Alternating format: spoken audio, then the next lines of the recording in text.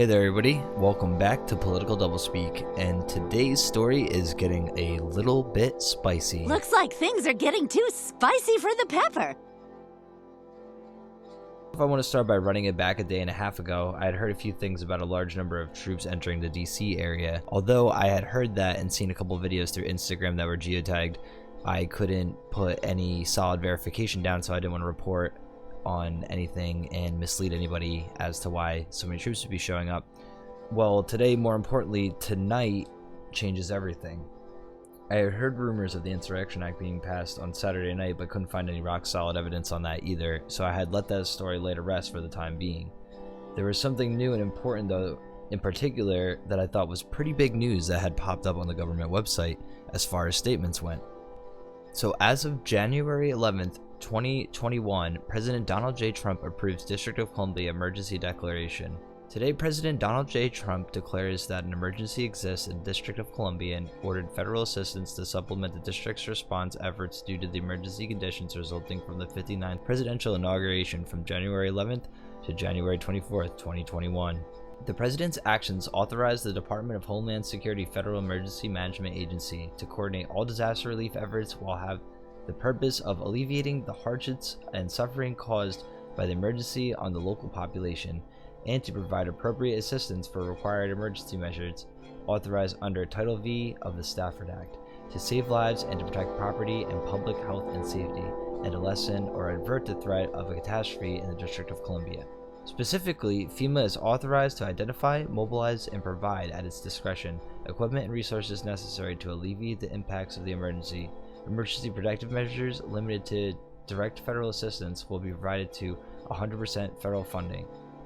Pete Gaynor, Administrator, Federal Emergency Management Agency, Department of Homeland Security, named Thomas J. Fargione as the Federal Coordinator Officer for Federal Recovery Operations in the affected area. This is actually pretty huge news because it would explain why they were erecting even higher fences around the Supreme Court today. This was taken from just 16 hours ago, so that was, this morning. If you were to visit the Supreme Court, you would find yourself looking at a 7-foot high fence that surrounds the entire perimeter.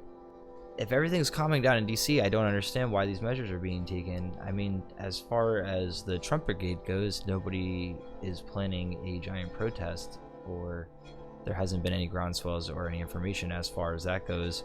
And it also wouldn't explain why all of the troops are going there, because it just doesn't correlate, you know? Nobody's saying that there's going to be a massive amount of people there.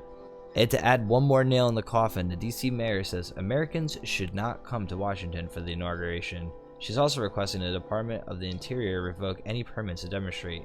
Looking further in the article, in a press conference today, DC Mayor Muriel Bowser said Americans should not come to Washington, D.C. for the presidential inauguration on January 20th, citing the danger of a potential repeat of violence witnessed at the Capitol on Wednesday. Bowser is also asking the Department of the Interior to revoke any existing permits and not issue any new permits for demonstrators in the city as of January 11th through January 24th. As of today, the inauguration will still be held at its usual public location at the west front of the U.S. Capitol. Anyone hoping to catch a glimpse through, though, will be sorely disappointed, as a 7-foot tall, non-scalable fence has been erected around the entirety of the Capitol grounds, and there will be serious security and potential road closures in the area of the day of the swearing in. So it wasn't so much of an insurrection act, but more so a state of an emergency has been declared for DC. So I guess as the days go on now, we're going to see things potentially get spicier with the now 10,000 plus troops that have entered the area, and I guess we'll have to see what that means as far as the end of the President Donald J. Trump presidency, and what it means for, if it happens, the Joe Biden inauguration. But that's all I have for right now, and I'll make sure to keep you guys updated when I get anything new. But with that being said, I'm going to get back to looking for some new stuff. You guys have a good night. Thank you for tuning in. Make sure you like, share, and subscribe if you like the information that I'm providing. I'm going to keep trying to dig up new information. Have a good night.